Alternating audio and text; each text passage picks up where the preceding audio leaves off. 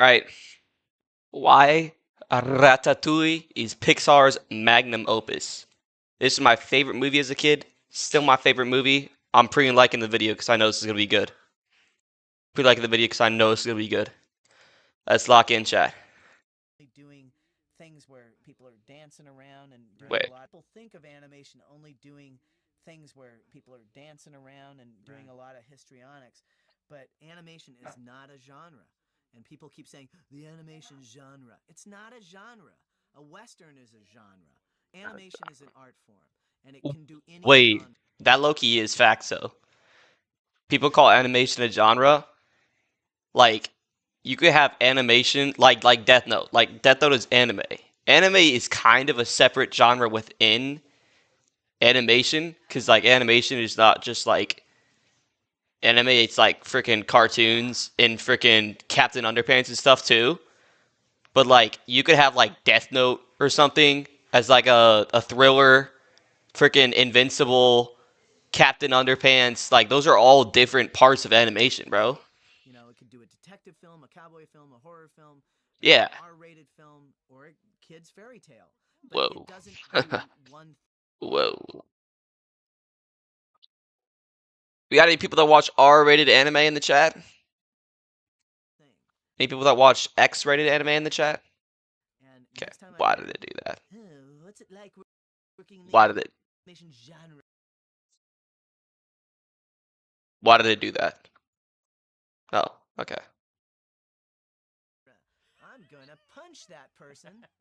Funding for Schaefer Illis is provided by Surfshark VPN. Wow. To find out about their amazing Oh, service. that's Life lucky W's. is weird sometimes. As I'm writing this video, it's been less than a week since I officially graduated from college with a bachelor's degree in economics. And I'm W left college. with one simple two-word question in my mind. Now what? 4 years ago, Facts. the answer would have been simple, if a bit vague. Get a job in the business field and make a difference. And that would be life from then on. But the only thing... How do you make a difference in the business field? Okay, totally separate side rant. If you're going into business, you're expected to. Why is there Mario Party on the screen? If you're going into business, you're expected to like run numbers all day or like go into middle management. How are you gonna make a difference unless you go and work at like freaking the Red Cross and do like middle management there, bro? To make a difference, you have to be like a doctor or something, bro. Like you can't make a difference in business, bro. predictable about Not in life my opinion. Not in your is job. You can still do it like and you can still do it in like other parts of your life. believe it or not, I'm not talking about the global recession pandemic elephant in the room. I'm talking about this. The channel you're currently watching. The videos that have reached millions of people around the globe. People who respect my opinions on media and keep coming By this way, this is an hour and 5 minute video. I'm probably gonna make this into like a 2 hour video. never thought I'd really ever connect with. And you guys have inspired me in ways I never considered to be possible. You've made me realize that my creative voice is valid, even though I had so many doubts about that throughout my youth. I'm still captivated by economics and I'm still pursuing a career in that field. But I now understand that there's another passion I can pursue, whether on the side or as the main focus of my life's work. I want to make things. I want to add something to this world. But doubt comes in nearly every... That's like the entire point of Ratatouille. No? Like the plot of Ratatouille. Okay, I actually need to explain the plot of Ratatouille probably. Like y'all have seen Ratatouille, but like the entire thing, he just wants to cook, man. He wants to add something instead of like being a bottom feeder, a scavenger. time I dream about the works of art I want to create. Doubt that I'll finish them, doubt that anyone will care, doubt that any of these fantasies are sustainable at all. Doubt pervades every fiber of my being, and it's hard to break free of it no matter what I do. And whenever I'm overwhelmed with doubt and need to be reminded of the limitless creative potential that exists in every single one of us, I Go rewatch watch Ratatouille. Ratatouille. A movie that tells me, yeah, people will care about the things I add to this world. No, it doesn't matter who I am or where I come from. Anyone can create Pause. Let's run that back. Y'all hear that, chat? something that... No, it doesn't matter who I am or where I come from. Anyone can create something that will resonate or ring true with other people. Anyone has the power to change the... Best soundtrack of any movie almost ever. This is amazing music. The Ratatouille soundtrack is peak, and I will die on that hill. World, anyone can cook. As I come to terms with my desire to create art, a desire I repressed for years on end and only revived as a result of the overwhelming support I've received from friends and strangers alike these past few years, I continue coming back to this film, this extraordinary story about the little chef that could, and reflecting on what the film truly means to me. Nothing has changed since last year when I made my animated feature ranking. I still have some story problems with the film, I'd still put it at number 4 on the list, and I still prefer Whoa. Spider-Verse, The Incredibles. Okay, I've never watched Spirited Away. The Incredibles? No, bro. But No. even though I think those are better movies, Incredibles is way overglazed, bro. Like, it's a good movie. It is not surpassed Ratatouille, bro. Ratatouille probably means more to me personally than all three of them combined. And Unless I'm glazing. Lady Bird, I can't think of any film that speaks to me more personally than this. So what is it? Why does this movie about a French rat chef controlling a noodle-named, noodle-armed ginger man have such a profound message about the nature of the human condition? And why am I so obsessed with it? And what am I talking about when I say this is Pixar's magnum opus? I just said The Incredibles is better. Well, Magnum opus means just like best, right? You might be stupid for that, but like that's what that means, right? I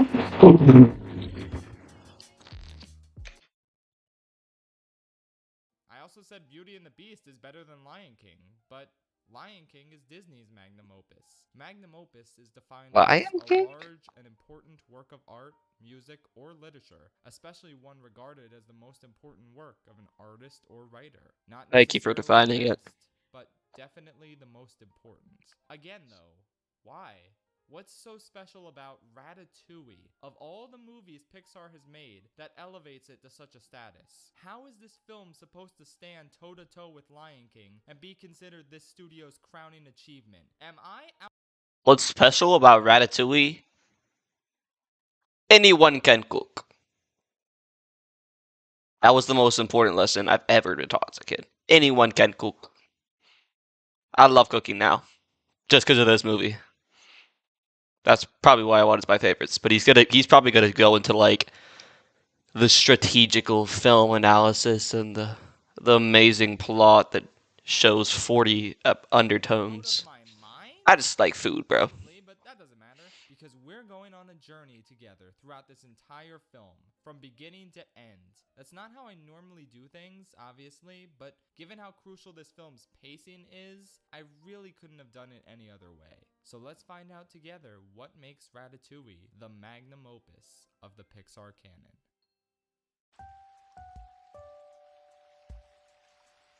Right from the start, this movie does a ton to differentiate itself from the rest of the Pixar library. And this is something I picked up on as a kid. These movies all have energetic intros, be it or da-da-da-da. I won't get copyrighted for this, right? Or even, you got a friend in me. Ratatouille ain't about that. The title of this movie just appears in front of a rainy house. No fanfare, no nothing. In fact, this whole intro is deliberately toned to feel I kind of forgot about this scene, bro. Cloudy weather contribute to an how long is the opening scene of Ratatouille? I always thought it was like maybe max 5 minutes. But thinking back on it now, I think it could have been at least like 10 or 15. That persists throughout most of the first 10 minutes. Basically, the movie's color palette is telling you that being a Yo, I swear I did a pre-watch, bro. Spark up a few times in these first 10 minutes, most notably through the taste sensation Remy experiences by combining two flavors. This is the mark of an artist, taking pre-existing ideas and using them to give birth to something entirely new and unexpected and sensational. Strawberries and cheese isn't that crazy, though. The magic of creating a new idea is perfectly captured, and the movie continues by illustrating Remy's passion passions by having him come up with 5 different ideas at once and developing his own recipe on the spot. Unfortunately, he goes a little too far in his pursuit of Flavor Town and gets caught by the old lady while trying to take her saffron. This leads to an epic shootout. Seriously, how many Pixar movies can you say have shootouts in them?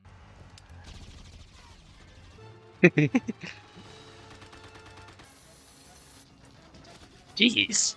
Oh, okay. Okay. That's actually a lot. How many more Pixar movies have shootouts in them that were like early Pixar? I swear there's one in Toy Story 3. The Zorg?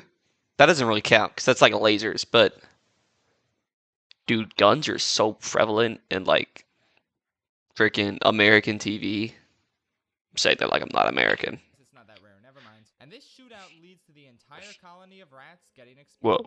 Now, there's something really interesting about this plot development that I only noticed on my most recent viewing. Think about it. Remy does something that inadvertently causes something really bad to happen to the rest of his clan. It's a tale as old as time, really. Yeah, why did she have a gas mask, man? Doohickey causes the ants' grain pile to fall into the water. Or what about Lion King 1.5, where Timon's song... Turn on captions?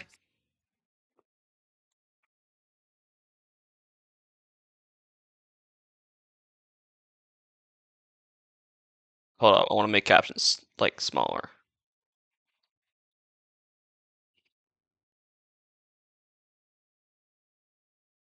Can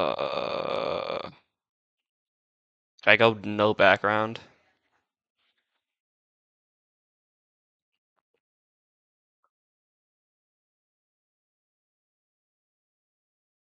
No color black, window opacity, 0%.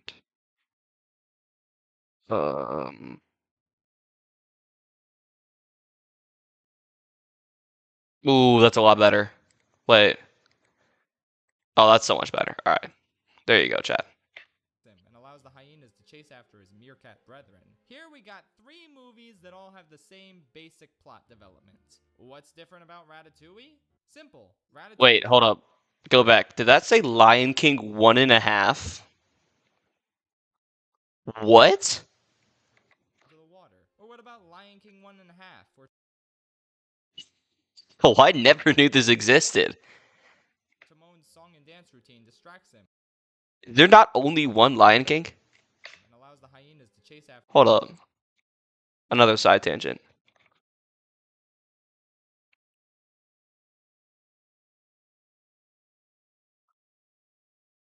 Lion King 2?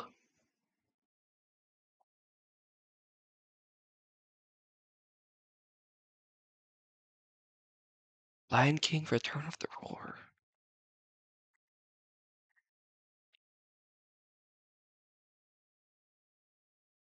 Yo, what? What is this? Who is this kid, bro? Alright, whatever, bro. I thought there was only one Lion King. Meerkat brethren. Here we got 3 movies that all have the same basic plot development. Chat, my back hurts from working out. Simple. Ratatouille doesn't have this boring-ass scene where the clan is mad at the guy who screwed up. Now, I love Lion King 1.5, so I'm not going to insult it any further. So let me just say that A Bug's Life is probably the textbook example of how not to write a screenplay. This is the second time in recent memory I've unfavorably compared it to something else, because it's just so self-indulgent with its tedious, cliched plot points. Ratatouille sees the main character screw up and get consequences for it, but it's not a stupid-ass, we're mad at you scene. Instead, he gets separated from his clan in the sewers, and he'll probably never see them again. That's pretty sad, but again, that was a direct consequence of his mistake. Here, the color palette is the darkest and dingiest it's ever been so far, because this is his lowest point. He was Hold up. Before. Okay, I did go into this knowing he was gonna talk about some like deep stuff, bro. The color palette. I've never really considered that during movies, but to be fair, like it's just like I think in my opinion, the color palette, you don't have to physically address it. It's just like if you're making a scene that's supposed to be sad, you're not gonna make it sunshine and rainbows, you know? It's gonna be like black. Like yo what like dark colors, like sad Blue 2. Chet. No, you're weird. Stop saying pause. Family. Now he has nothing. Except Pause. his innate desire Wow. to create. His internal passion and drive to make a difference in this world is made external through the ghost of Chef Gusteau. Can I just say what a brilliant decision this was, making Remy's internal voice be the chef he admired for so long? And it is his internal voice. The movie makes it explicit multiple times that these ain't no ghost shenanigans. Remy is simply talking to a figment of his imagination, the personification of his conscience and his desire to make things. So Remy takes Gusteau's advice, or rather his own advice, and keeps moving forward. What follows is an absolutely delectable sequence entirely driven by the score. And I must, of course, give my compliments to Michael Giacchino, aka Pixar's greatest musical asset. Now, we all love Pixar. He's the one who wrote the song that goes like.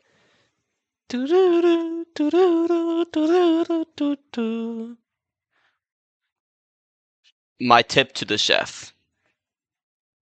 Scores. And Randy and Thomas Newman always do a great job at developing some iconic music to go with the scenes in these films, like the Toy Stories, Monsters Inc., Finding Nemo, WALL-E, etc. Yeah. But then Michael Giacchino jumped on the scene and... yeah, I like this shit. This dude is behind what I consider to be Pixar's most iconic scores. The Incredibles, Up. Ooh. Another ad. The score to Up and The Incredibles, I don't like the movies that much, but they do have very good sounds. Also, Inside Out. Wait, that is... yeah, that is that. Coco.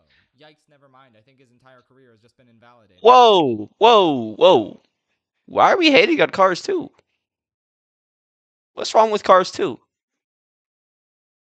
Of course, this man's work is consistently phenomenal. Cars 2 was the GOAT, bro. Plenty of other high-profile work, like the Jurassic Worlds, the MCU Spider-Mans, Rogue One, the best movie of 2019, all this big stuff nowadays. But Pixar is what initially launched him into the stratosphere. Now, The Incredibles was inexplicably not nominated for Best Original Score, but Ratatouille finally... Incredibles was inexplicably not nominated...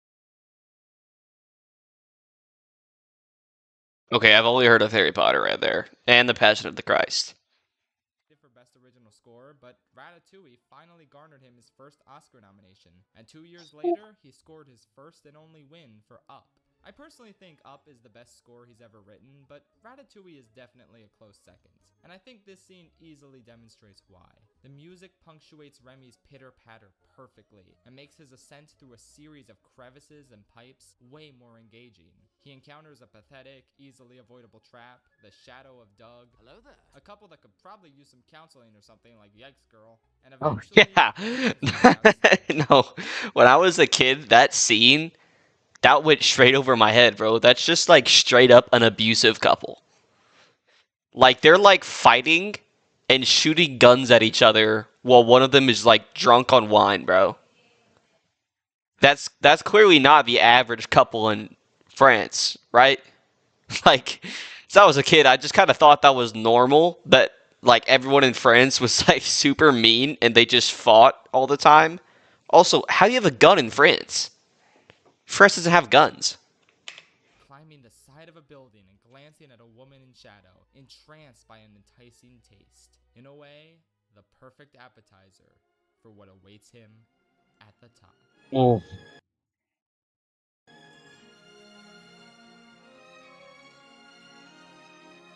Remember how the movie...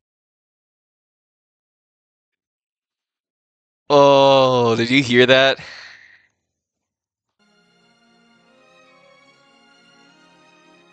Remember how the movie Such a good song. Stormy, miserable environment for the first 15 minutes of the film? Well, this glorious shot right here is the payoff. It's honestly magnificent. The luminous golden Eiffel Tower contrasted against the pink and purple sky. The swelling, incredible rendition of the movie's main theme taking center stage. Remy's realization that he's been so close to the city of his dreams for so long, and that he can finally see it for himself. There's only one word that comes to mind when I need to watch this movie again, bro. cinema. I This haven't is watched this in easily one of so the long. greatest moments in any Pixar film, and the movie is just getting started.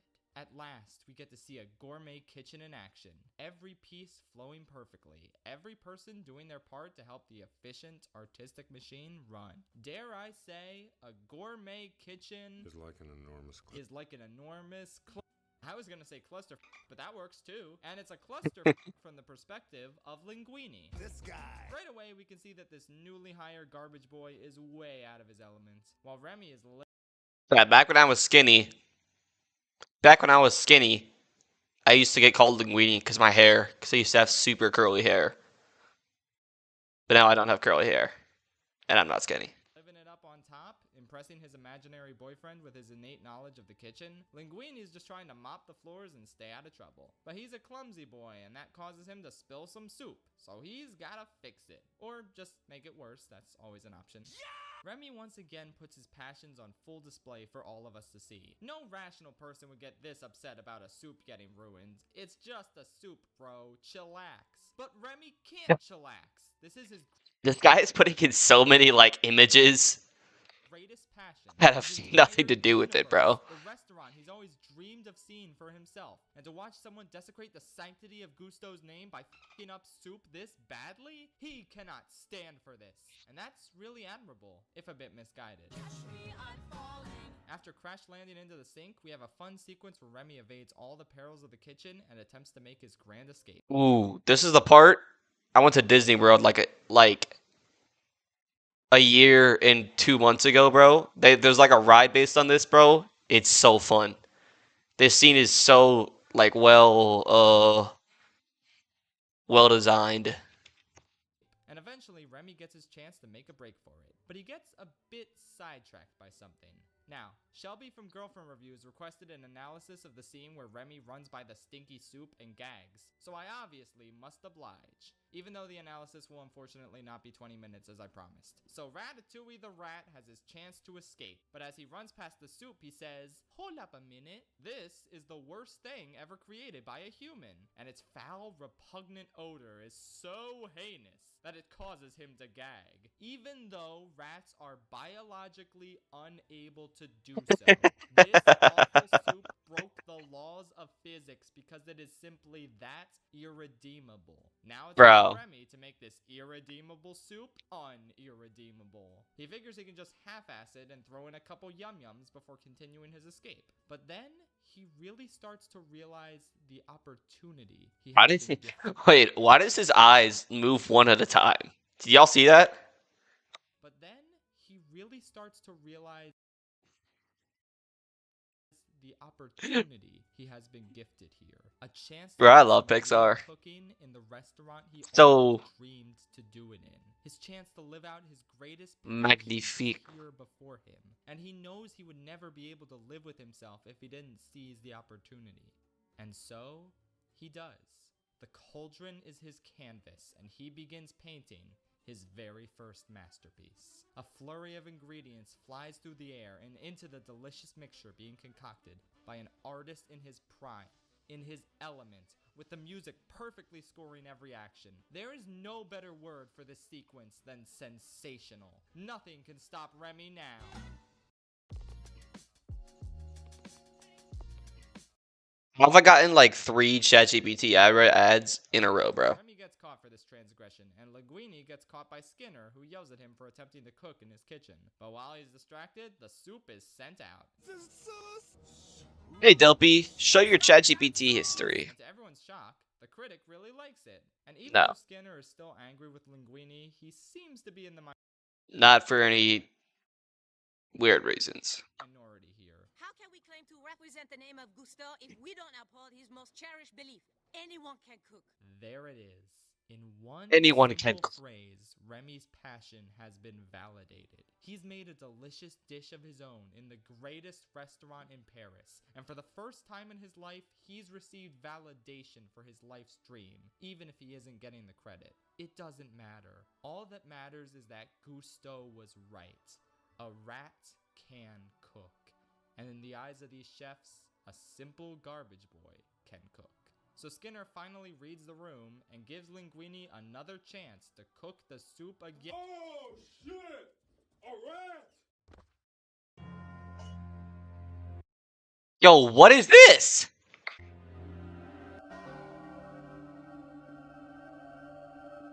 The day of reckoning has come, Remy. Prepare to die. And stop staring at me with them big old eyes!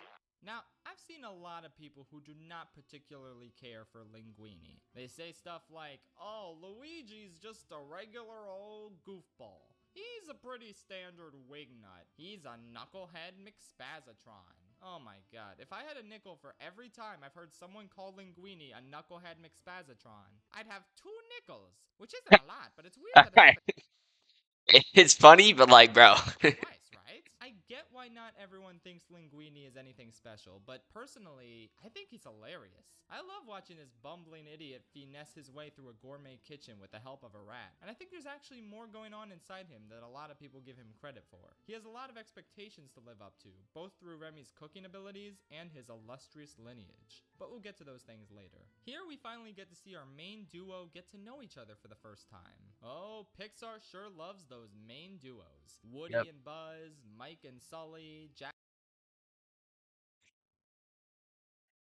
Pixar sure loves those main duos. Woody and Buzz, Mike and What is this? Sully, Jack Black and Smith Tail. It's such a common format employed by the studio, but there's a consistent element throughout all these movies that isn't present in Ratatouille. In these movies, both characters talk and play off of each other. It's a fun format, but Ratatouille decides to make a somewhat risky change to the concept. What if one of them doesn't talk? Obviously, half-silent duos have existed plenty of times before this movie, but Like Pixar Phineas and isn't at Ferb. this point. It would be so easy to just have Remy talk to Linguini and remove the communication barrier entirely. But in my opinion, this would have weakened the movie considerably, since it would have destroyed the idea that Remy's from a different world than the one he wants to join. That's facts, that's true. Because it clearly was never made with the intention to rise to the same levels as Ratatouille. It clearly What is didn't this? ask for this. But f it. Yeah. B-Movie and Ratatouille are the same movie, and here's why. They both come out in 2007.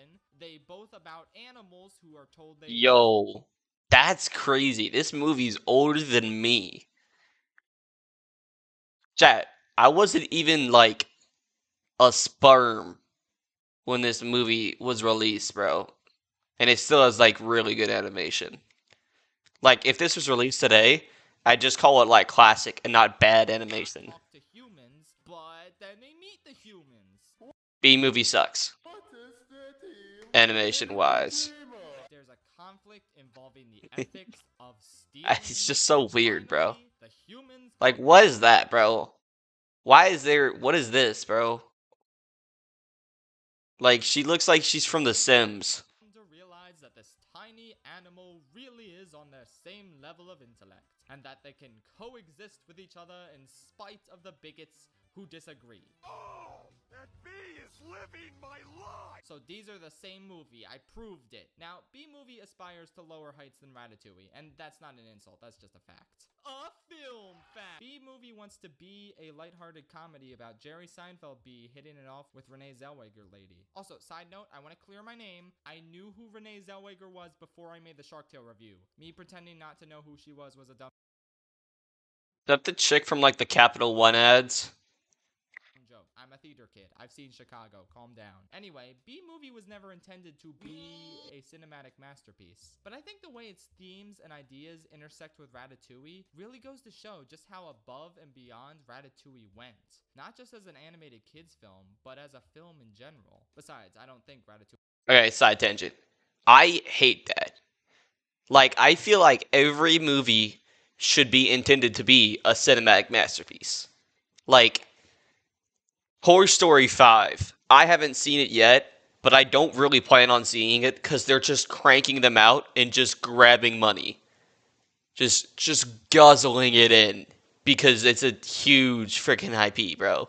I think every single movie should be a movie, not because they want money, but because someone had an amazing idea and was like, yo, let me go turn this idea into Ratatouille. Or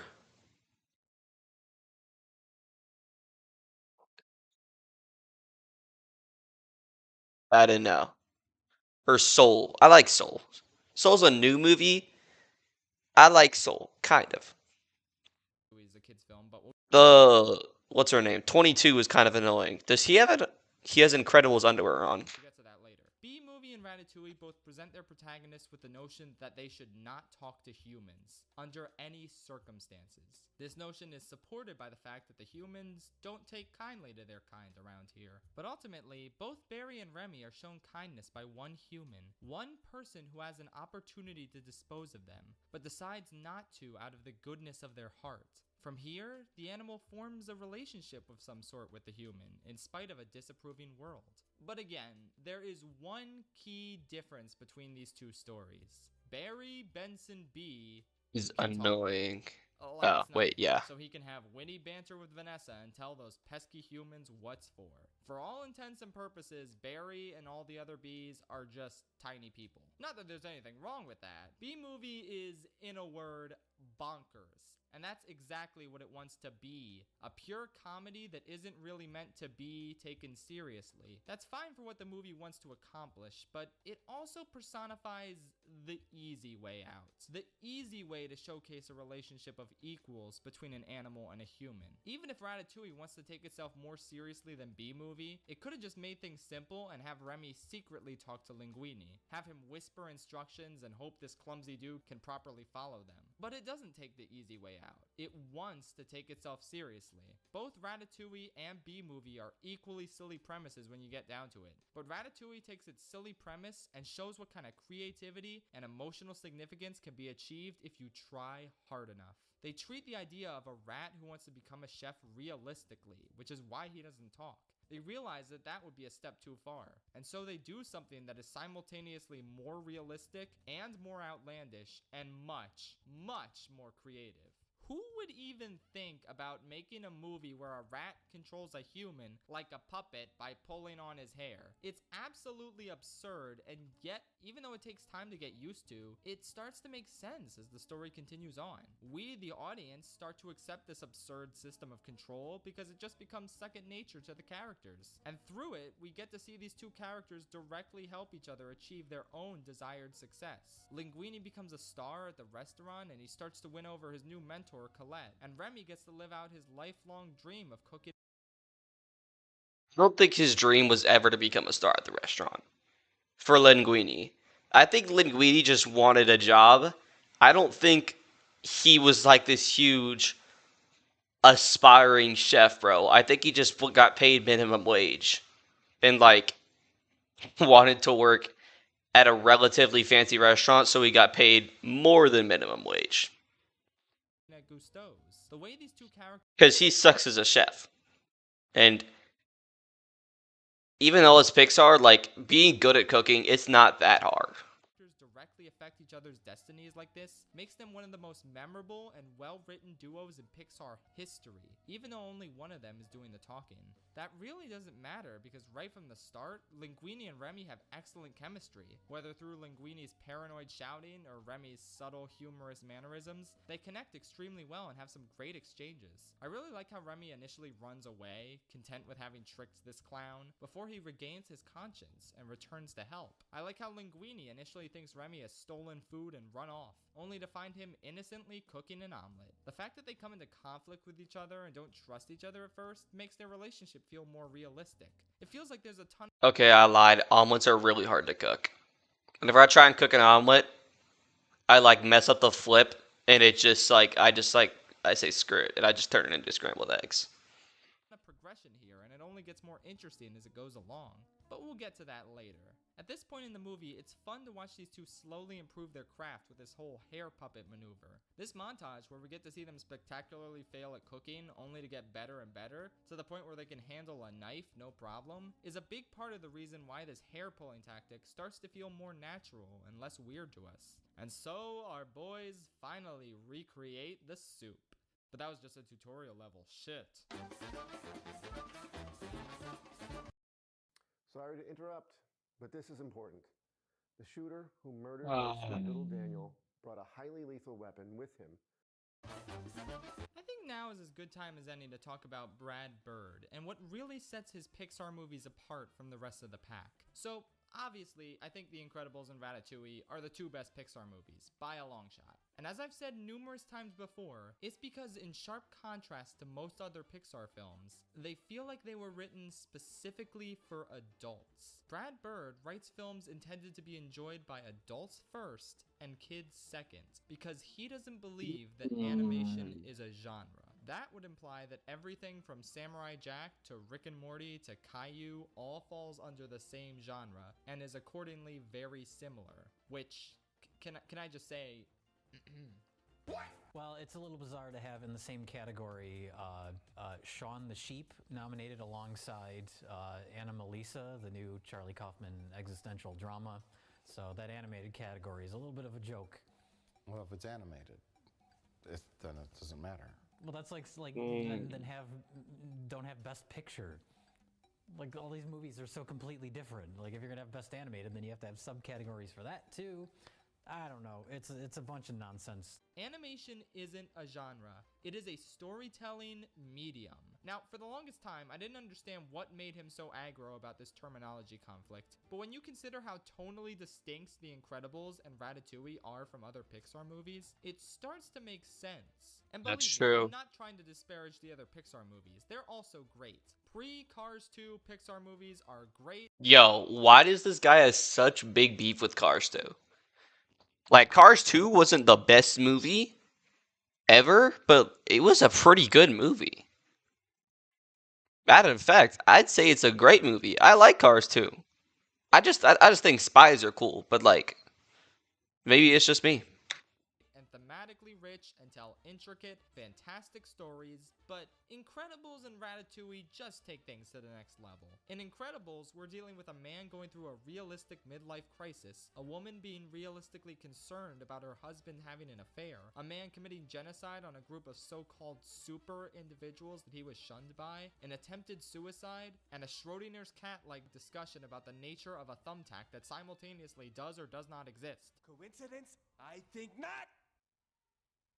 Incredibles 2 is not very good, but even that movie operates in the same fashion sometimes. There's a lot of intelligent conversations about giving up our freedoms and desire to do things ourselves out of the sake of convenience, and some other stuff, I assume. But see, this is what Brad Bird does. He gives adults a ton of ideas to think about. He writes all of his movies as if they are primarily intended for an adult audience. There's a difference between putting thought-provoking adult themes in your animated movie and putting in lame pop culture references to keep adults from falling asleep. Are you not entertained? No. There's a difference between putting mild sexual themes or alcohol in your movie because it fits the tone, and doing this. He won 3 piston cups. He did what in his cup? Ugh. Ratatouille decides to start delivering the goods in a number of different ways, starting with Colette literally calling out the patriarchy and how hard it is for a woman to succeed in a culinary setting. This is a concept I would have loved to see explored more, especially considering how much of an asshole Skinner is. It wouldn't be out of place to make him more sexist and less respectful of Colette's contributions to the kitchen, but I guess that would have made the movie more depressing and a little too real. So the way they move on from it is fine. Skinner's enough of an I don't really think Skinner was ever that mean to Colette, no? Like, he's a jerk, but I don't feel like he singled her out a lot more. And that's maybe that's what he's saying, but like, even thinking back on it now, I really don't think that other than like that one conversation, there was any like sexism overly explored the flavors of in this movie. Not flavors, you know what I mean. asshole, as we can see by him exploiting Gusteau's image in order to sell microwave burritos. I didn't know what any of this meant as a kid. I just thought it was funny when all the Gusteaus talked to Remy later on. This is such a bizarre plot thread to put in your kids movie, unless you weren't making a kids movie at all. See what I mean when I say this movie was written for adults? Skinner is presented as a greedy, money-grubbing opportunist who completely lacks any artistic integrity, opting instead to exploit the image of his famous deceased friend. He's a big ol' sellout sellout, except it's worse because he's not even selling out with his own image. He's using a dead man's image to further his frozen food business pursuits. He's honestly way more evil than I ever gave him credit for as a kid, and the fact that Brad Bird snuck this under our 9-year-old noses is such a testament to how much better his movies are for adults than they are for kids. But Bradley isn't done with his adult themes yet. Suddenly, Gusteau apparently had an affair, and Linguini is his offspring? What? Plus, we get Colette telling us about all the apparent serial killers who work in this kitchen. I killed a man with this thumb. Again, I had no idea what she was talking about when she said this one guy fooled around with the circus ringmaster's daughter, or how this other guy ran guns for the resistance. The only thing I That's understood true. here was... I killed a man with this thumb. Honestly, this is where some of the missed opportunities in the script start to present themselves. I really wish these chef boys could have been fleshed out more, since their backstories are honestly really fun and entertaining. There's this one guy, LaRousse, who has so much personality despite never saying a word. Okay, scratch that. I'm a dumbass who forgot he told a couple of signs. However, nothing he says relates to the personality I'm about to describe to the punctual tense. When Linguini first captures Remy and asks if he should kill him now, we get LaRousse maliciously nodding in the background, but as Skinner tells him to take the rat outside, LaRousse's smile fades and he extinguishes the fire. What a letdown. But then later on, when Linguini becomes president of Gusteau's and stops frozen food production, LaRousse finally gets his chance to commit arson. Yo, is this guy an arse? Yeah. Look how happy he is to set property on fire. What a lad. What did they say he did again? With his characterization, and it really makes me wish these Ran guys guns for the had resistance? What characterization. resistance, I bro? want to know more about them and see them functioning as a unit. Colette also somewhat disappoints me, as she's ultimately just a tool for Linguini's development. It's nice to see the two of them connect over time, similarly to how Linguini and Remy connected, though I guess not exactly the same way. The all-new Unstoppables Fresh gives your clothes 24-hour non-stop freshness. Smell unstoppable. Whoa, whoa, whoa, whoa! What was that? But ultimately, I feel like her character is pretty bare bones, and maybe they should have gone further with the overcoming the patriarchy angle. Though, something tells me this wouldn't have flown at Pixar at the time, so I guess we just gotta work with what we got. Colette at least manages to provide an interesting wedge between Linguini and Remy, and it's a good setup. It all starts when someone asks, "What is new?" You. What did you? Well. What is new? You. What's going on? Customers. What should I tell them? I don't know, man. Why you asking? All right. What is new? Simple. Skinner sees this as an opportunity to sabotage Linguini's success by giving him the most rancid-ass recipe in existence. Like, this shit calls for seahorse radish, toenail clippings, you gotta drop it in the toilet. Oh my god, it's just horrible. I really like Remy's body language. Yeah. That movie was horrible, though. I remember I went to watch that in theaters with my family. I remember I was like 10. I still came out thinking, yo, that movie sucked. Like, that's whatever the opposite of a magnum opus is, bro. That's Pixar's unmagnum opus, bro. Good Dinosaur was horrible. How am I gonna salvage this? And salvage it he does. Remy improvises a brand new version, guiding Linguini all around the kitchen in a dynamic, funny, tension-filled cooking quest. But Colette, who's always preached the value of following Gusteau's recipes, shuts Remy's ideas down and delivers the shitty-ass chum bucket version. But before she can add the seahorse radish, Remy swoops in with the Krabby Patty secret ingredient, and oh my god, it's just so exciting. Pixar movies often have life or death scenarios with a ton of tension and adrenaline, but this movie... What Toy Story was that? I do not remember that happening. Manages to capture those same feelings just by showing us a battle of wits between two Like falling into an incinerator? in the middle. It's a tremendous accomplishment. So yeah, Remy's gambit pays off and he and Linguini enjoy a night of success. Remy gets to take a well-earned break, while Skinner gets Linguini drunk as hell. A perfect cap-off to the most explicitly adult portion of the film. Now's as good time as any to catch up with our Rat King. Returning to the B-movie conundrum, the trade-off of not having Remy talk to Linguini is the fact that he hasn't really talked that much for the past 30 minutes. So it's maybe a little jarring to pick up his storyline with his family again after we just experienced a long stretch of time where he's staying silent and interacting with Linguini. But despite being initially a bit weird for the film to shift gears like this, it quickly becomes apparent what a great plot thread this is. At this point, Remy is living it up and he ain't gonna stop. He's found a place where he really belongs, and by reintroducing his family here, it becomes clear that his sensibilities and desires never really coincided with theirs. What initially just seems like a cute, relatively pointless scene of Remy trying to get a meal to savor food and enjoy taste sensations. Oh, is that's a his name. soft way of breaking it to Remy that he'll always be different from his family, and that they'll never really understand him or his passion. The hard way comes during his conversation with his father, who is not named in the film, but the script says his name is Django. It's probably pronounced Django, but I'm calling him Django anyway because it's fun to say. Django is absolutely dumbfounded with the idea that Remy isn't staying, which leads to an argument over what kind of rat Remy is. Here, Remy finally expresses his desire to thrive and create, rather than just take and survive. To him, surviving is not living. He wants to contribute art to the world because that is what will give him purpose and fulfillment. Maybe True. it's not how a rat should be behaving. True. Chat, if you're unhappy with your life, do something about it. Surviving is not living. Like what he just said, man. Like, you could be waking up every day at 4 in the afternoon, going through the motions, staying up till 2 a.m., just freaking scrolling TikTok all day, playing Fortnite, and then literally nothing happens, and you're not happy. Dude, just go out and do something. Go touch grass. Like, find some friends, find out to do something, bro. Do something that makes you happy, bro. You gotta live. You gotta live. You can't just survive. Eat some good food or something, man. Go to Chili's. It's what he wants to do with his life. Honestly, I relate to Remy so hard here. I'm ordering Chili's now. Creating something that'll impress or inspire people you don't know. The fact that you're leaving an impact on others' lives through your creations. It's just an exhilarating thought to me, and I doubt I'm the only one who thinks that. Art can and will Pause chat. Do I get Chili's? Or do I DoorDash some Wingstop?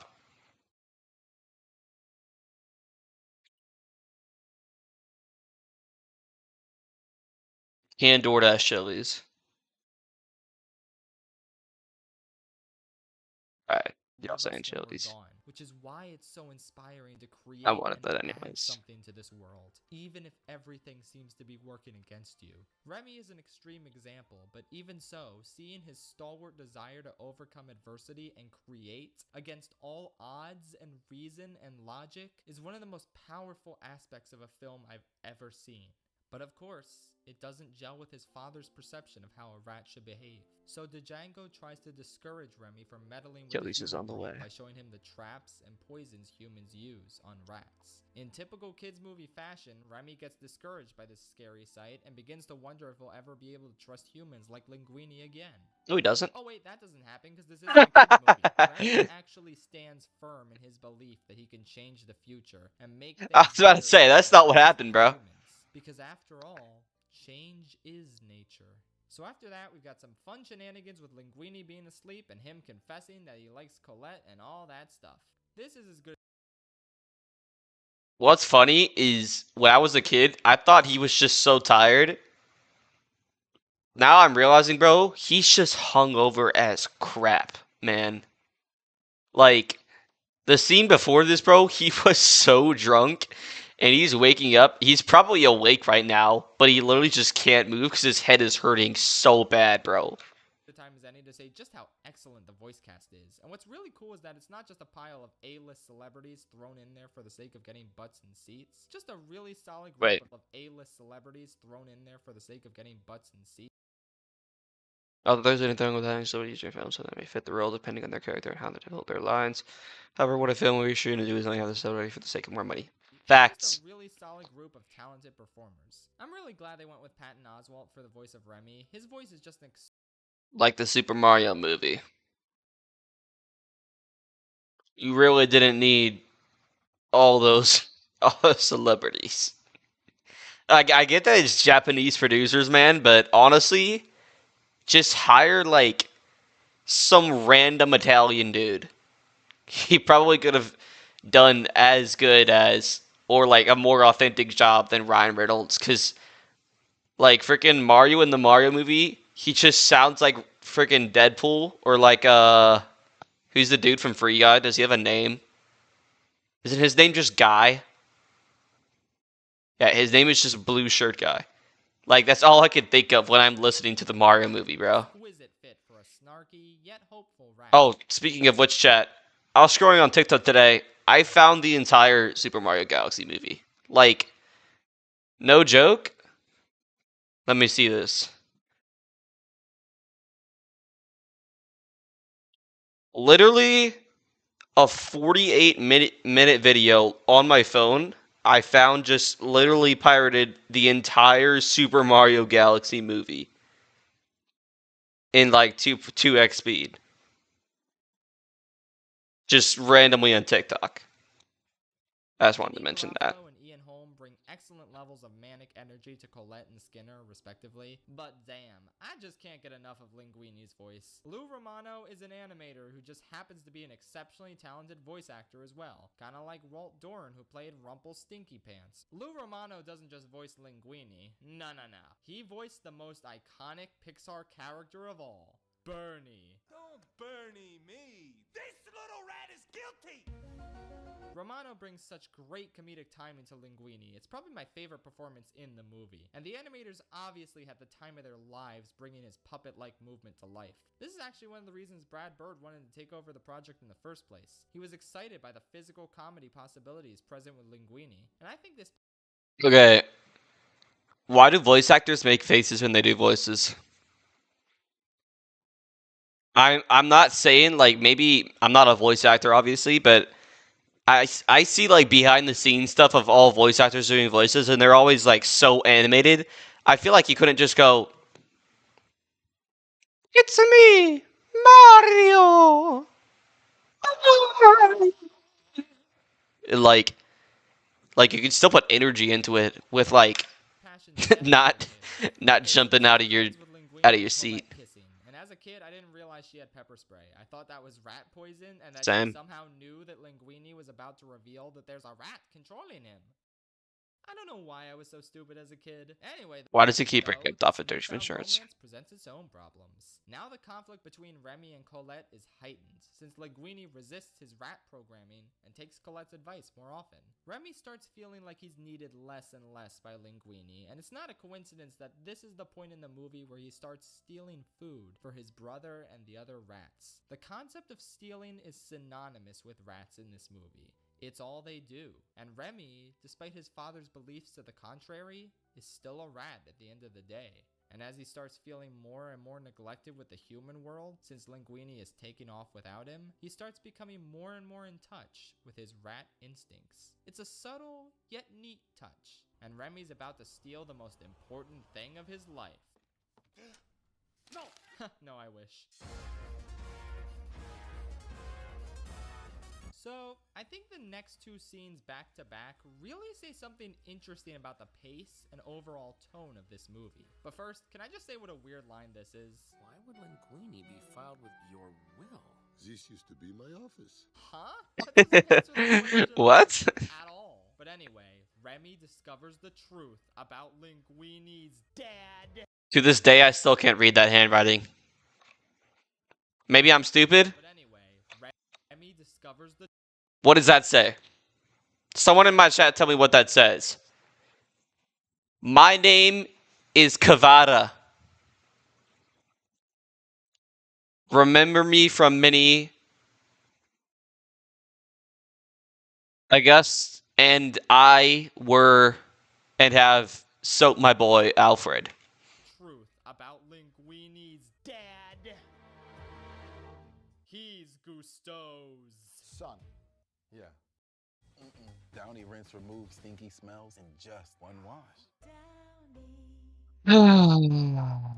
Excuse me, sir. How old were you when you made your first million? What is this for? We're trying to get advice for... We got that when you said dad.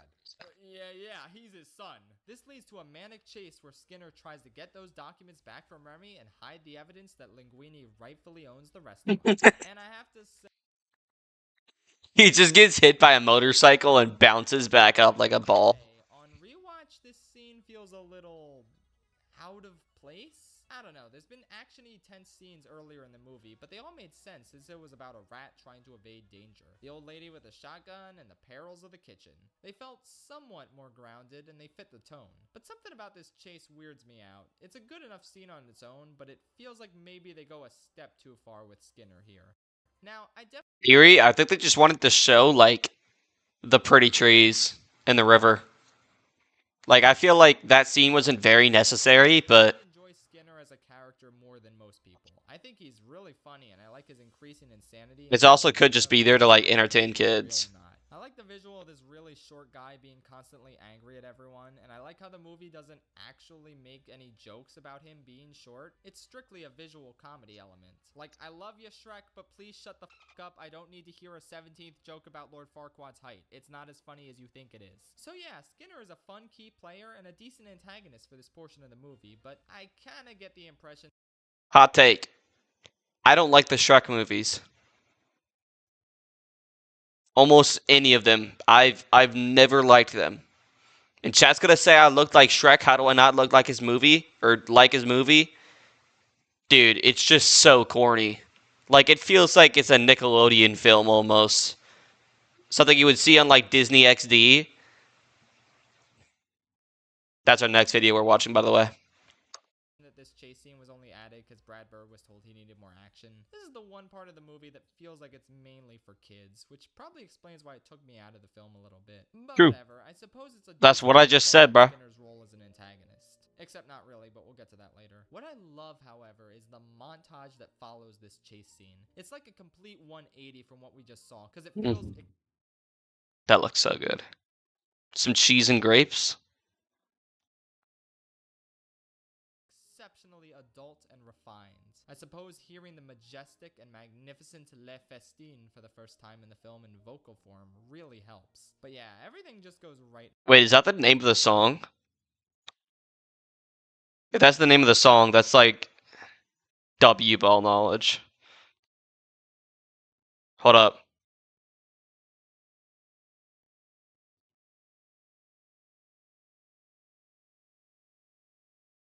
Oh. Chat.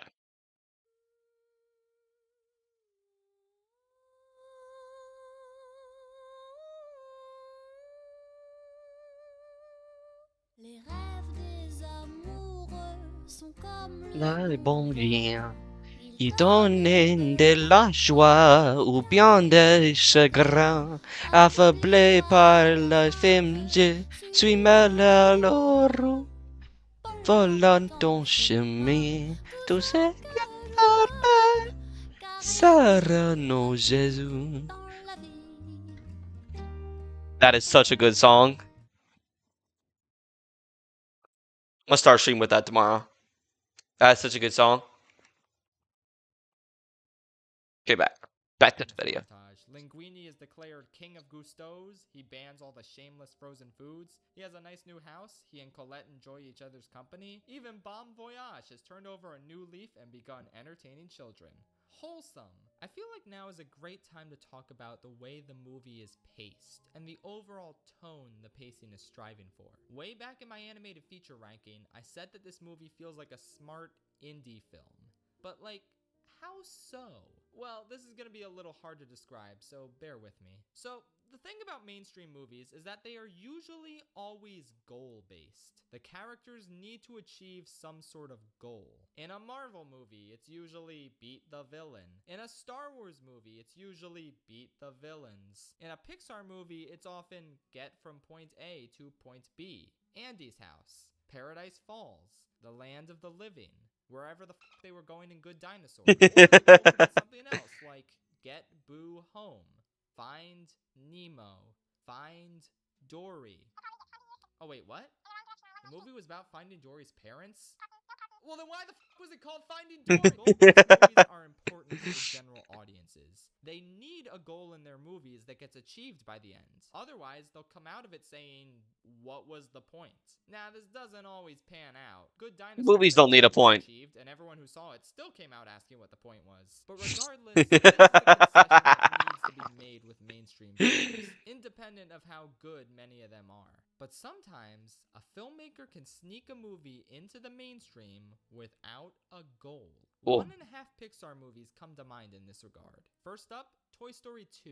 Part of the reason this is easily the best Toy Story movie, and anyone who thinks different is lying to themselves, Oh, half of the movie doesn't have this Toy Story. Yeah, he's right. This is the best Toy Story. set in stone goal. Buzz and the toys are trying to get Woody back. That's a goal. Good for them.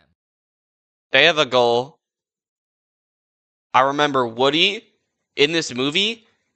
He's just like hanging out with the old Proctor, and he's just like rethinking his entire life. And I saw this as a kid, and I thought the Woody parts were so boring, and now they're my favorite. Despite initially attempting to Because it's escape like and return home, existential, you know? starts to rethink his position and what it means to be a toy in general, leading to a lot of slower paced, more introspective and emotionally moving sequences where he just talks to the other toys around him. This stuff is absolutely phenomenal, and it's what makes the movie work so well. As a kid, I loved the Buzz stuff and thought the Woody stuff was pretty good. Yeah. As an adult, it's the other way around. I swear it's not pre-watched. But it's the I'm not gonna pre-watch an hour and 5-minute video. storyline that really hooks me because it feels independent from the traditional mainstream format of many animated films. I also want to mention The Incredibles, which follows this more indie format for the first half of the movie, before transitioning quite masterfully into a more goal-based superhero finale. But the one Pixar movie that sticks to an indie formula all the way through, the one that isn't afraid to tell a more unconventional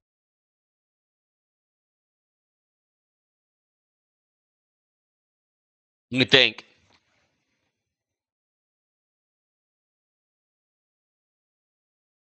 No clue. structured story than its peers is Cars 2. I'm not gonna finish it. What? No. Anyway, before returning to Ratatouille, let's talk about Wait, that was a diss. structure. Independent art house. Cars 2 has a goal, bro. They have to destroy the gun. That's trying to kill like the racers. That's the goal. Yo, this guy just hates Cars 2, bro. Are much more free with what they can do.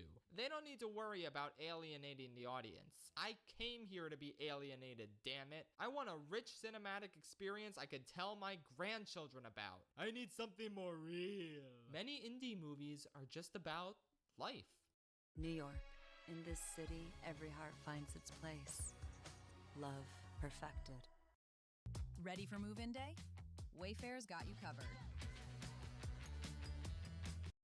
It's not clear what the end goal is, if there's even any at all. It's just a matter of showing us a slice of life, and as a result, the events shown on screen don't have to follow a rigid system of progression like they do in mainstream movies. Captain America can't be at a shopping mall checking out computers, and then suddenly the scene changes to a secret Nazi bunker with a German scientist whose brain is in a computer. We need to know how those two scenes connect to each other, and why he visited Cyber Doofenshmirtz. The plot is the primary focus. Guy in We need to know Doofenshmirtz, why bro. he is where he is at all times. But in an indie movie, oftentimes we're just watching life unfold. No obvious rhyme or reason between how certain scenes connect. We're just shown glimpses of what life is like for a certain person. Okay, so easy example, Lady Bird. One of my top 5 favorite movies of all time. And it really doesn't have a plot.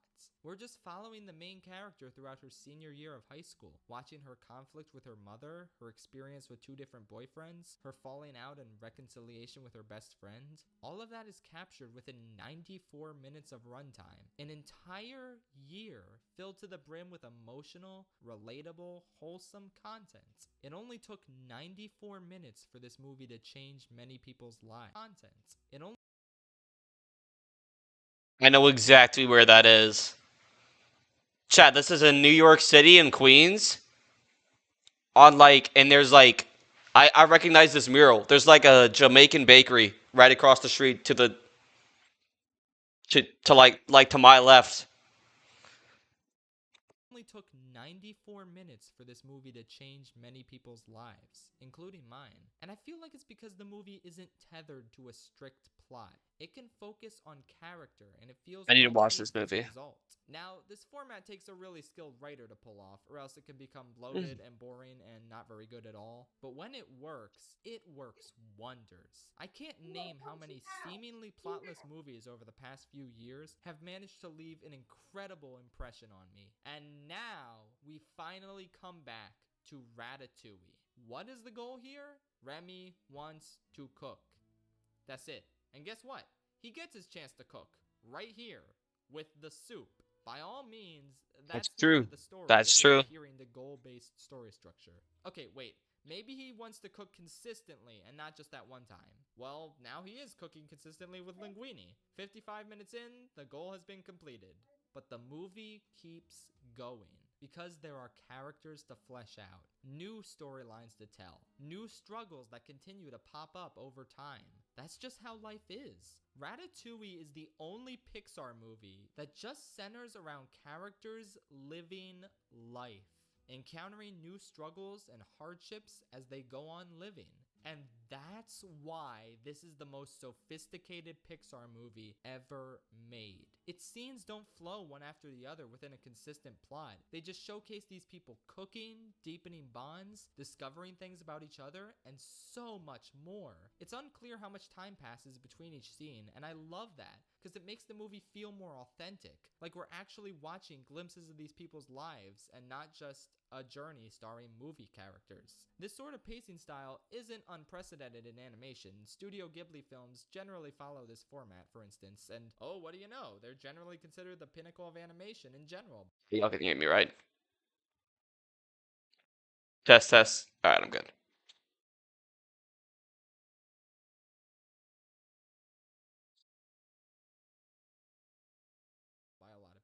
But Ratatouille represents that one spectacular instance where Pixar decided to take a bold risk and create a movie that didn't adhere to the mainstream story structure. A movie with a more refined, adult tone than any of its contemporaries. A movie that would only grow in esteem over the years before finally blossoming into one of their most beloved and respected. A true cinematic masterpiece.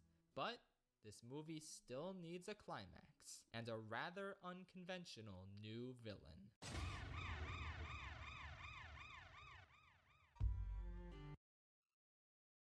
This guy is one of the best characters ever.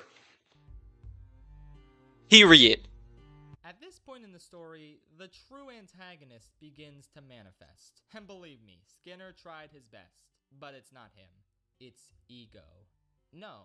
Not that ego. Ego with a small e. Ego permeates all of the main characters and drives the conflicts they have with one another. It's exceptionally hard to achieve success without some level of arrogance eventually seeping in. When Linguini finds out he's part of the illustrious Gusteau lineage, ego begins to set in. Suddenly, he believes that he doesn't need Remy to succeed anymore. He resents being treated like a puppet and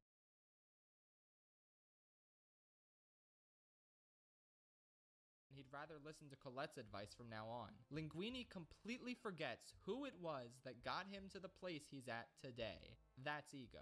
Remy, on the other hand, gets mad at Linguini for not acknowledging his contributions to both of their success. But Linguini can't physically acknowledge him outside of calling him the little chef in his head, which sounds bizarre to the average person. Even so, Remy expects all the acknowledgement for Linguini's triumphs, ignoring the fact that Colette did play a significant role in helping both of them along. He gets furious that Linguini would dare to call Colette his inspiration as a chef. That's ego. Finally, we have Anton Ego himself. He is absolutely furious with the idea that Gusteau's is popular again, despite the scathing review he gave it years ago.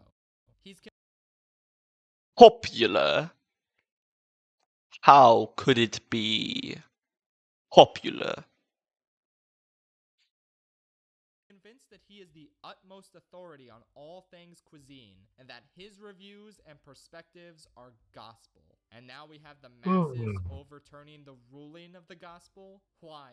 it's heresy. So much so that Ego has to rise from his coffin-shaped abode and deliver one last death blow to the restaurant once and for all. He believes that he alone is allowed to determine the success or failure of an entire restaurant. How could it be Popular. That's Ego. And so the critic arrives in person. Amazing, amazing character. Gusteau's is going to be hashtag canceled for sure. So the pressure is on for both Linguini and Remy, and their ego-driven conflict reaches a boiling point. Remy, who's fed up beyond belief with Linguini, makes a hasty decision and invites his family to steal food. He feels rejected by the human world, so he gives in to his rat instincts. And when Linguini comes to apologize and discovers the heist in progress, he's totally right to get angry. It's such a harsh betrayal, and you can see the guilt on Remy's face. It's clear that he regrets acting so rashly, but at this point, it's too late. So here we have a pretty natural main character splitting up low points. It's not based on any tedious misunderstandings or liar reveals. It stems from a legitimate betrayal. And I think it works really well, even if it is an overused trope. But it's really heartwarming when Remy and Linguini reunite because they need each other. Remy is done pretending and he's finally ready to be his own cook. And Linguini cannot cook for anything. Linguini is done pretending that he knows literally a single thing about fine dining and breathing. Together, they reveal the truth to everyone in the kitchen. Oh yeah, I forgot. Remy got captured by Skinner. Honestly, this kind of feels like a waste of 5 minutes to me. Skinner already served his role. I totally forgot about this too. Clinging to him, and I don't know why. Okay, I can't believe I'm about to bring this movie up as a positive example, but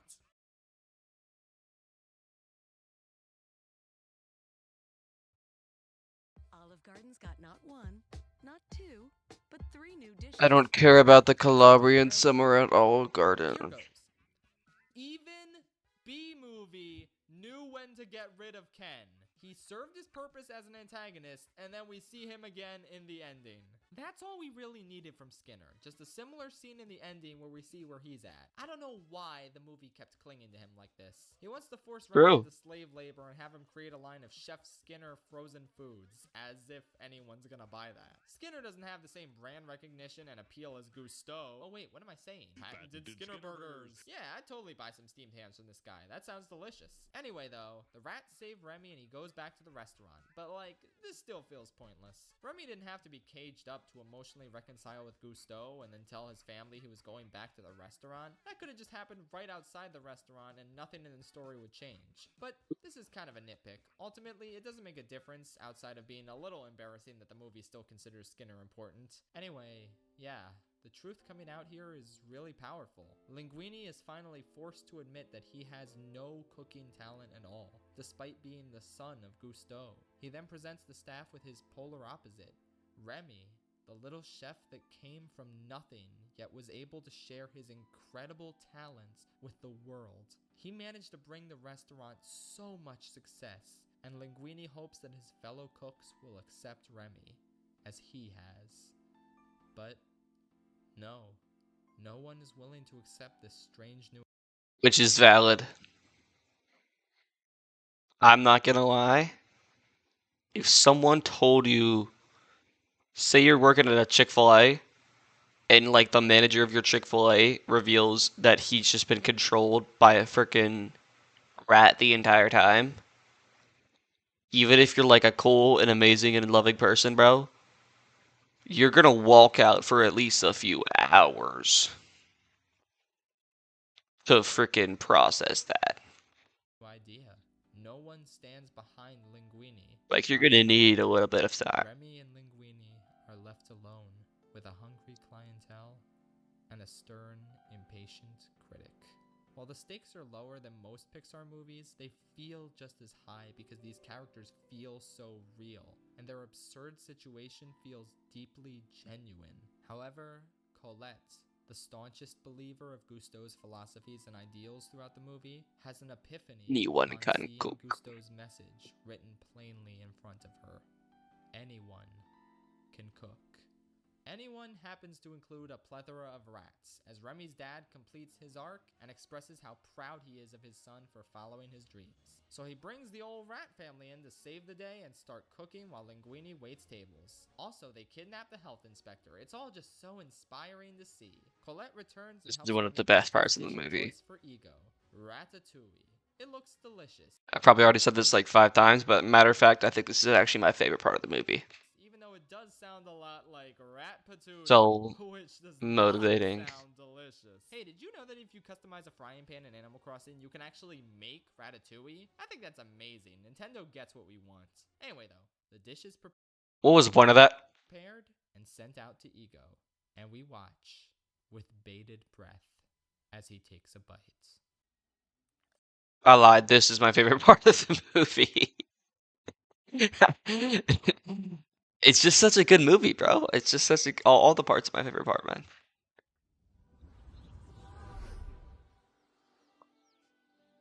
So let's talk about the character of Anton Ego. As I said before, his name could not be any more fitting. He's a cold, intimidating, pretentious critic who believes that his word on any culinary matter is final. That was my last word.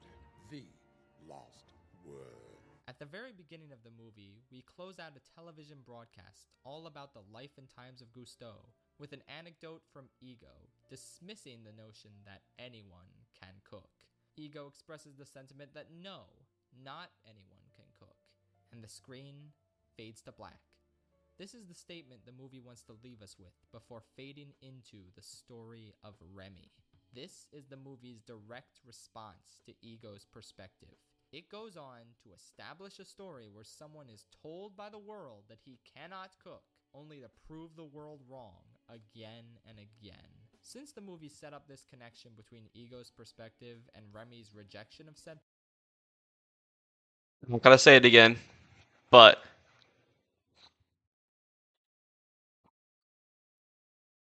one of my favorite things in like movies in general is when they're like looking at themselves in a lake and just like reflecting on stuff, bro.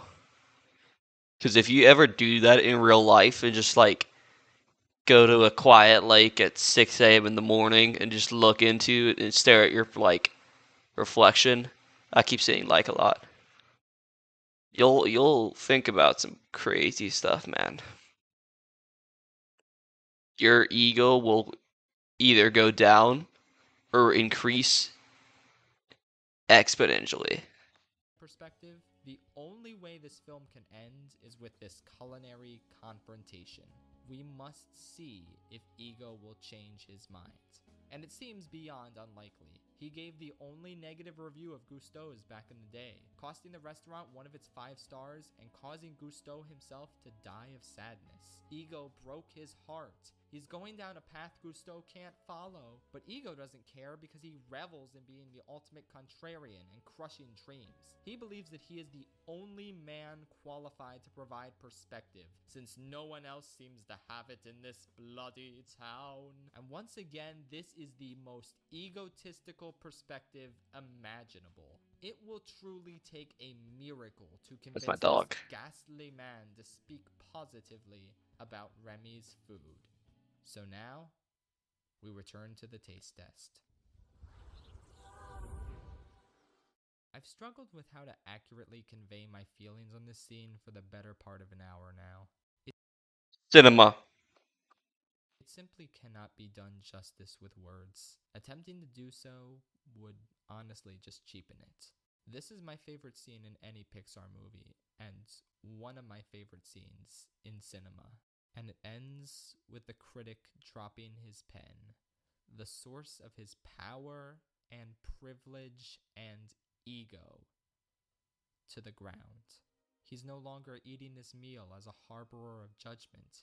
He's simply enjoying a delicious, warm, nostalgic meal as a food lover for the first time.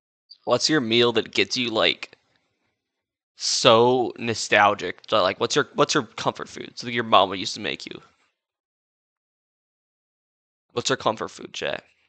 Mine is like cream of wheat. Which if you've never had cream of wheat, it's like basically just gruel Like the gruel they serve you in prisons. It's just that. Time in God knows how long. He expresses his Mac and cheese.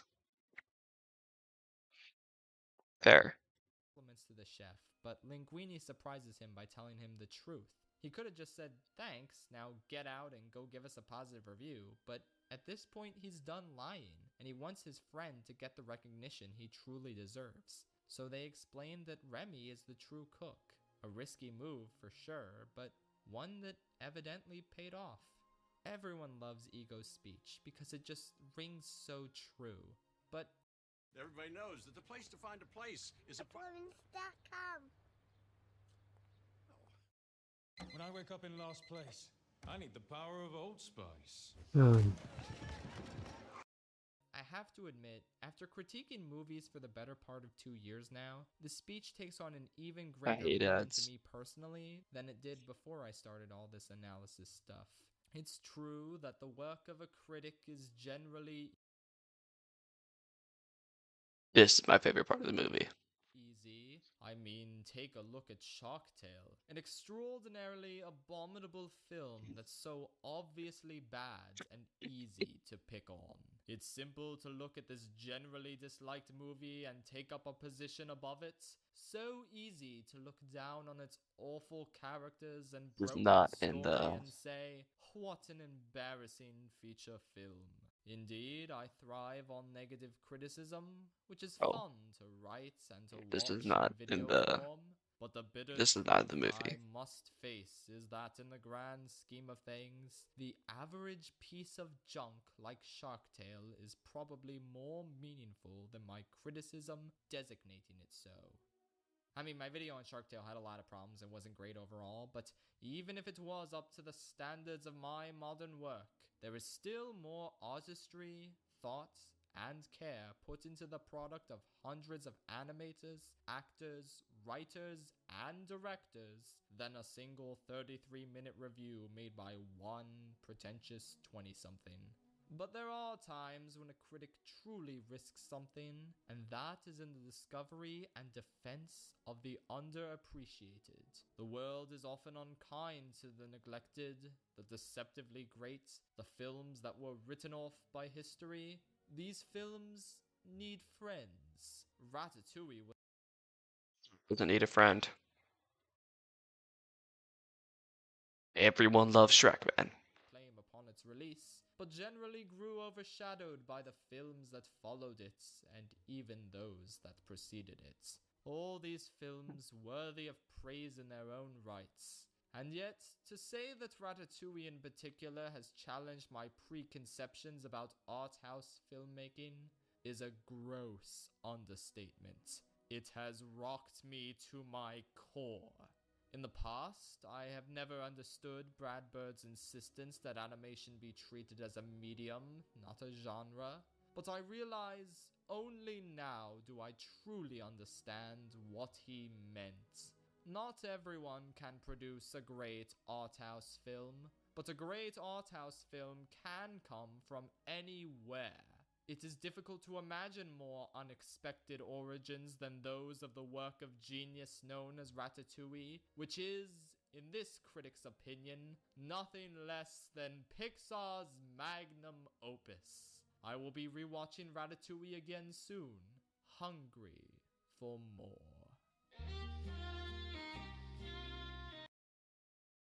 What's good? In my best animated feature ranking video, I lamented the fact that Ratatouille was criminally underrated, and I hoped more people would start giving it the respect it deserves. Oh yeah. And, well, No one loves this I movie. think my desire has come true. It's I've seen so many good, more people and on no one social talks media about it. lately praising this movie and talking about how exceptional it is, even calling it one of the best Pixar movies, which it is. Also, I guess that trend of Le Festine becoming popular on TikTok helped a bunch.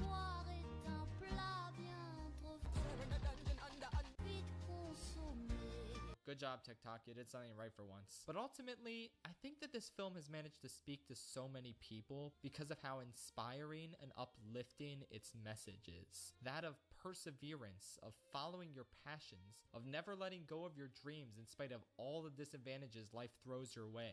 This movie paints a vivid and unconventional portrait of an artist who, in spite of everything, ends up thriving in his quest to follow his dreams. The people who grew up watching this movie as kids are finally at an age where this story speaks to them on an exceptionally personal level, which is why they're revisiting it and discovering just what an exquisite work of art it truly is. In my opinion, Pixar has never made something on the same level of quality and expertise as this film in the 13 years since its release. And after a decade of mostly mediocrity, I feel like Pixar fans are craving something similar to Ratatouille, something just as rich, mature, and inspiring. If you want proof, just read the comments section of the teaser trailer for Pixar's next film, Soul. This trailer sucks so many people in by depicting an artist pursuing his dreams. It's a good movie. It was so uplifting and gorgeous and oh, okay, never mind. I guess he's a blue blob guy now. Okay. Obviously, I haven't seen the movie yet. Maybe it will be the next Ratatouille. It's definitely possible, but It's pretty good. I hate this chick. She is so annoying.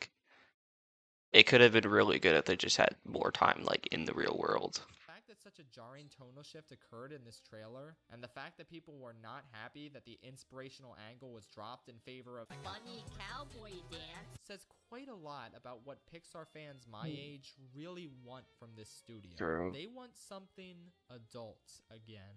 I think the backlash was perfectly summarized with this one comment. I wanted this to be more of a Ratatouille, rather than an Inside Out kind of vibe, you know? Yeah, I know. Once again, we don't know what the future holds for Pixar, and I don't want to disparage the amazing works of art they've put out the past few years amongst all the mediocrity. But in my mind, Ratatouille is the cornerstone of how exceptional Pixar can be if they would only set their mind to it. It's an absolute masterpiece and an indication that mainstream media can have all the hallmarks of an art house feature without sacrificing mass appeal. It's truly miraculous that a movie can be this excellent for both families and film lovers alike. And you know what? If Sony Animation can make a legit cinematic masterpiece, then I see no reason why Pixar can't one day make something superior to The Incredibles and Ratatouille. So Pixar, my only advice left to give is surprise me. Perhaps one day we'll have a conversation about Pixar Animation Studios' new magnum opus. But until then, I'm perfectly content with Ratatouille holding that title. It is, without a doubt, one of the finest films ever to come from the medium of animation. Well, fam, that was quite a journey. And now That was a good video. it's done, I'm gonna unwind with some food from the pantry. Oh my god!